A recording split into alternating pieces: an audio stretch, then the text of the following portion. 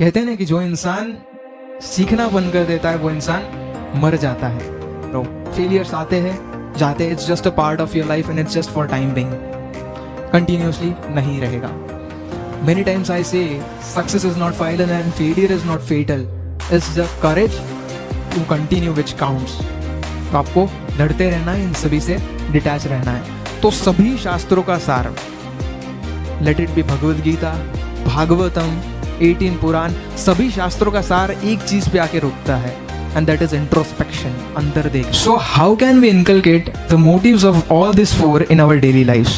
जैसे कि ब्रह्मचर्य आश्रम has a motive of learning, गृहस्थ आश्रम has a motive of maintaining relationships, and the third one is वानप्रस्थ, it has a motive of self-analysis, and the fourth one is sannyas, it has a motive of detachment. आजकल 9 to 5 की job में लोगों ने सीखना बंद कर दिया है, बट अगर आप अपने जीवन में ग्रो करना चाहते हो तो सीखते रहो।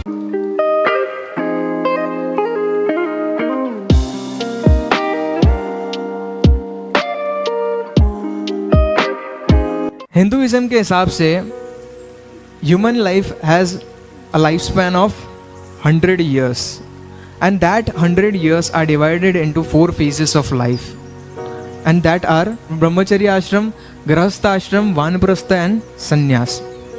100 साल उसको 25-25-25 में डिवाइड किया। फर्स्ट 25 ब्रह्मचर्य आश्रम, गुरु के सानिध्य में रह के आश्रम में विद्या का अर्चन करना। Then according to his wish grihastha ashram या फिर डायरेक्टली संन्यास। गृहस्थ आश्रम, देन 50 में गृहस्थ आश्रम कंप्लीट हो जाएगा। उसके बाद he has an option of वानप्रस्थ, दैट इज गोइंग टू जंगल, वहाँ पे जाके तपस्या करना। And the last one is संन्यास, कि सब कुछ छोड़ देना, that is detachment from the world. देखो, हर एक चीज़ का एक मोटिव है। आज अगर देखा जाए तो आपको क्या लगता है, कोई इंसान है जो 100 साल तक जिंदा है? डिफिकल्ट है आज। मैंने एक आर्टिकल पढ़ा था, उसके हिसाब से एशिया में life span of an individual has reduced to 70 to 75। और अगर आप और ज़्यादा आगे जाओगे, मतलब अभी तो ये 2023 चल रहा है, 50 तक जाओगे तो शायद हमारी हैबिट्स बहुत ख़राब हो जाएगी, तो उससे भी रिड्यूस हो सकता है। तो आपको सिर्फ ऐसा बताते हैं कि देखो, आज एजुकेशन कब कंप्लीट होता है? 22 में थोड़ा एजुकेशन कंप्लीट होता है, राइट? फिर वो थोड़ा टाइम पास, बेरोजगारी एंड ऑल, 25 तक पहुंच जाते हो। फिर लगता है कि चलो अभी सेटल होते हैं, फिर जॉब वॉब मिलती है, 30 तक सेटल होते हो। फिर लगता है थोड़ा शादी करेंगे, ढूंढने में 2-3 साल चले जाते हैं, 32-35 तक शादी करते हो। फिर लगता है यार अभी तो मैरिज हुई, अभी बच्चों की क्या ज़रूरत। और फिर 5 साल चले जाते हैं, 40 में बच्चे होते हैं। अब आप विचार करो कि 40 में बच्चे हुए तो वो बच्चा 25 ईयर्स का होगा, तब इनकी एज क्या होगी? 65, राइट? फिर आप उसमें इस टाइम टेबल को कैसे फॉलो करोगे? नहीं होगा, it's difficult. So how can we inculcate the motives of all this 4 in our daily lifes? जैसे कि brahmacharya ashram has an motive of learning, grihastha ashram has an motive of maintaining relationships, and the third one is Vanprastha, it has a motive of self-analysis, and the fourth one is Sannyas, it has a motive of detachment. First one is Brahmacharya Ashram, ये बताता है कि सीखो अपनी life में। कहते हैं ना कि जो इंसान सीखना बंद कर देता है वो इंसान मर जाता है। तो इट सेज अस कि अपने जीवन में सीखो, learn according to your interest. आपके फील्ड में आपको जो अच्छा लगे सीखते रहो। आजकल 9 to 5 की जॉब में लोगों ने सीखना बंद कर दिया है, बट अगर आप अपने जीवन में ग्रो करना चाहते हो तो सीखते रहो। Learn to control your mind and emotions, सबसे ज़्यादा इंपॉर्टेंट। बट इसका नॉलेज कहाँ से मिलता है? तो स्क्रिप्चर्स से मिलता है, जैसे भगवद गीता हो, श्रीमद् भागवतम हो। So take out some time from your life and invest it in the scriptures.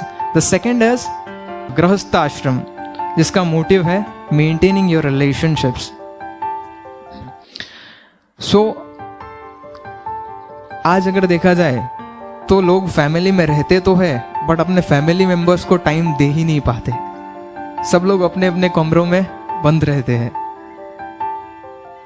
अगर स्टूडेंट्स हो या फिर वर्किंग क्लास हो तो थोड़ा टाइम निकालो, spend it with your parents, spend it with your family, because they are the one who will be standing with you at the end. So इसलिए अपना थोड़ा टाइम उनके साथ स्पेंड करो। द थर्ड वन इज वानप्रस्थ आश्रम। It has a motive of self analysis and introspection. कि सोचो कि आज मैंने क्या गलती की, या फिर आज तक मैंने ऐसी कौन सी गलती की जिसके कारण I am not successful. Second, who I am, कि मैं कौन हूं, इसके बारे में सोचो। इंट्रोस्पेक्ट, अंदर देखो। अगर आप देखो ना तो सभी शास्त्रों का सार, let it be Bhagavad Gita, Bhagavatam, 18 Purana, सभी शास्त्रों का सार एक चीज पे आके रुकता है, एंड दैट इज इंट्रोस्पेक्शन, अंदर देखना। एक स्टोरी मैंने सुनी एंड मैं हिल गया था अंदर से। King George V of great Britain, king George V of great Britain, he was a very big king. उसके पास लाखों की सेना थी। उसका एक सर्वेंट था। उस सर्वेंट है ना बहुत अच्छे से एक किंग को सर्व करता था। टाइम बीता और वो जो सर्वेंट था वो अपनी डेड बेड पे था, मृत्युशैया, मरणशैया होती है ना, उस पे लेटा हुआ था। उसका अंत समय आ गया था। उस समय किंग जॉर्ज V, इतना बड़ा किंग, वो खुद इस नौकर के पास आया उससे मिलने के लिए। विचार करो कि वो नौकर ने उसकी क्या सेवा की होगी। किंग ने उसको आके कहा कि मैं तुम पे बहुत प्रसन्न हूं, तुमको जो चाहिए तुम मांगो, मैं इस दुनिया का किंग हूं, तुमको जो चाहिए तुम मांगो, आई विल गिव यू, जो चाहिए वो, मेरे पास सब कुछ है, what ever you will ask I will give you. पता है उस सर्वेंट ने क्या मांगा? उस सर्वेंट ने मांगा, मुझे और एक दिन जीना है, क्या तुम मुझे दे सकते हो?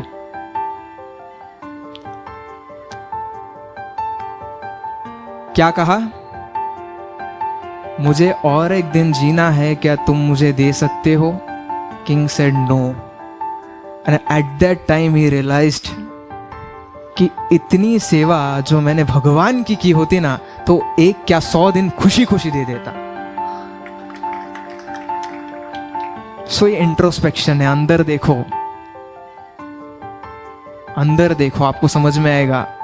हमको लगता है हम सब कुछ कर रहे हैं, बट सुबह से लेके शाम तक जो हम खा रहे हो उसका डाइजेशन भी भगवान कर रहे हैं। सुबह हमको लगता है कि हम उठ रहे, अलार्म हमें उठा रहा है, बट पहले आप उठते हो फिर अलार्म बंद करते हो। आप जो खा रहे हो उसका डाइजेशन भी भगवान करते हैं। सो इंट्रोस्पेक्ट। सो वानप्रस्थ आश्रम का मोटिव है self analysis, introspection, and the last one is sannyas, detachment from the world. It is the motive कि सक्सेस और फेलियर से डिटैच रहो। फेलियर्स आते हैं जाते, it's just a part of your life and it's just for time being, continuously नहीं रहेगा। Many times I say success is not final and failure is not fatal, it's the courage to continue which counts. तो आपको लड़ते रहना है, इन सभी से detach रहना है। सो 4 आश्रम और हमको 4 चीज़ें सिखाती है, उनके 4 अलग अलग मोटिव्स। लर्निंग हो, मेंटेनिंग रिलेशनशिप्स हो, सेल्फ एनालिसिस हो, या फिर डिटैचमेंट हो। अगर हम इन सब के बारे में थोड़ा डीपली स्टडी करें और अपने लाइफ में इसको एक थोड़ा टाइम दे, तो डेफिनेटली हम हमारे जीवन में टाइम को सक्सेसफुली मैनेज कर पाएंगे।